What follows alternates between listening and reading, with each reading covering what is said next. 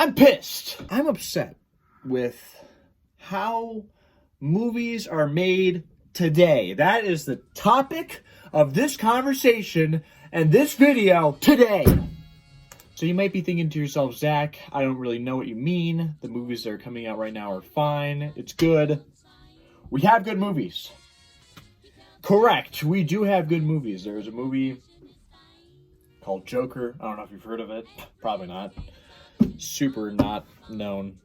That was a good movie. It wasn't, it wasn't great. It was good. It was good. It was good. It was good. Joaquin Phoenix did a great job in his role. The setting was cool. I enjoyed the whole thing. I mean, it was good. Whatever. But then there's movies like Jexi. Jexi is a movie, to me, that is just what is wrong with movies today. And if you don't know what Jexi is, I haven't seen it yet. I think it's out now.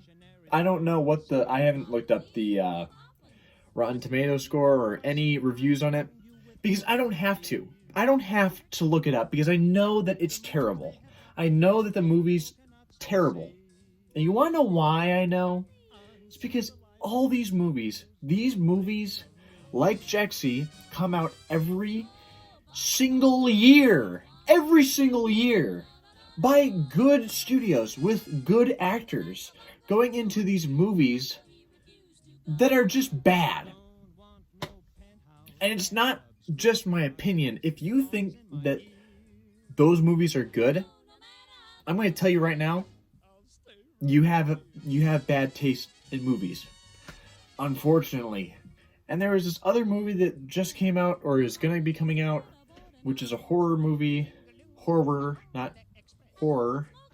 I don't remember what it's called. It's something to do with like an app telling you how, like, when you're going to die.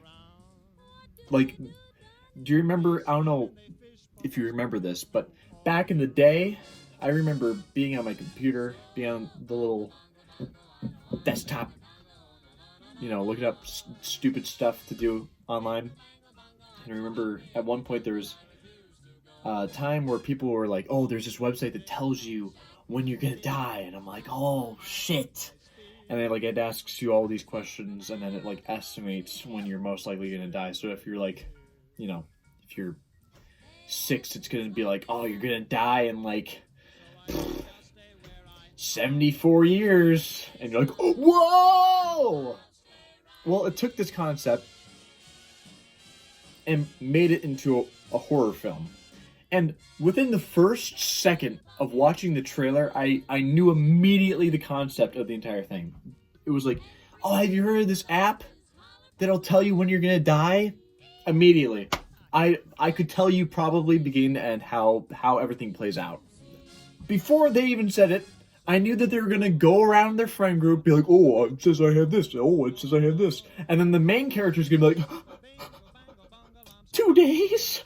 63 years. 57 years.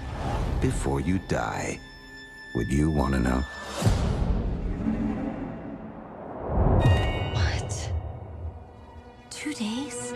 And then that's going to be the movie. Her living her 2 days left and all this dumb shit. I watched the rest of the trailer.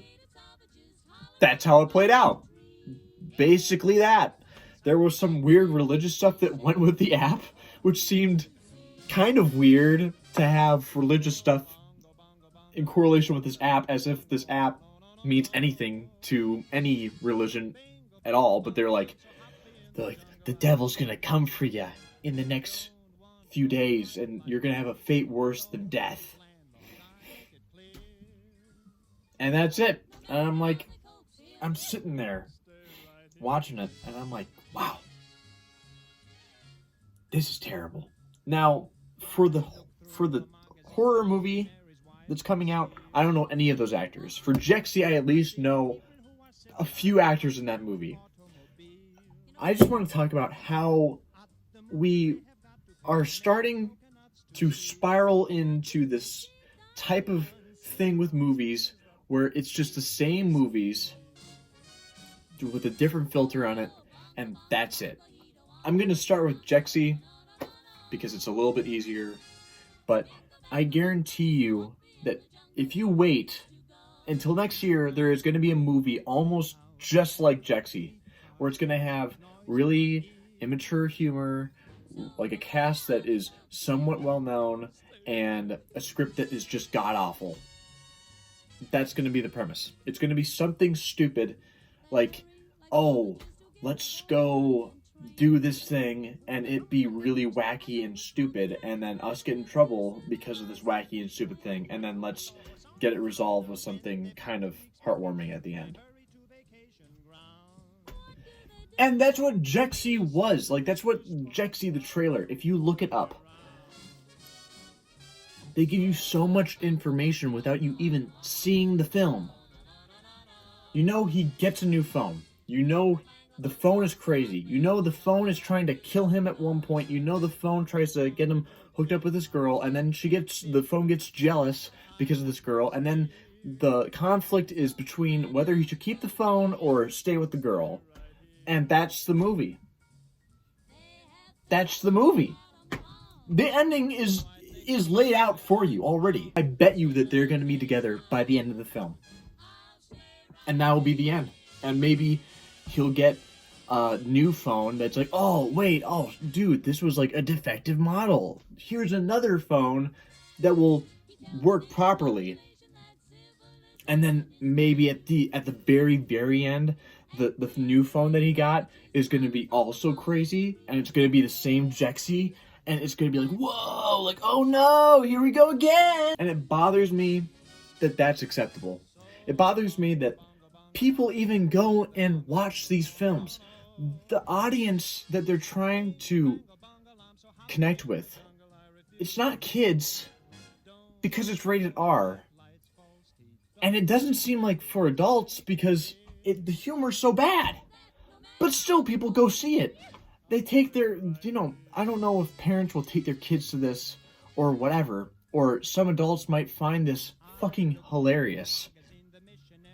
It's just, I don't get it. Movies being mediocre is becoming more accepted now. Like, these studios are big, multi-billion-dollar studios. You have the capabilities, you have the money to make something good, and you're wasting it on the wrong thing. And I understand that it might be just for a quick buck. You're just trying to make some quick money, just throw it out there, whatever. But it's like, come on. Like, you definitely have enough money. It's like Universal Studios, I think is the company that made Jexy. Universal Studios has so much fucking money, and they're like, for consumers, I want to put out the most half-assed comedy of the year, and then advertise it as the best comedy of the year and the most outrageous comedy of the year. If you hear those words during any trailer before the movie is out of the best movie of the year, before it's out, there are times where that's true.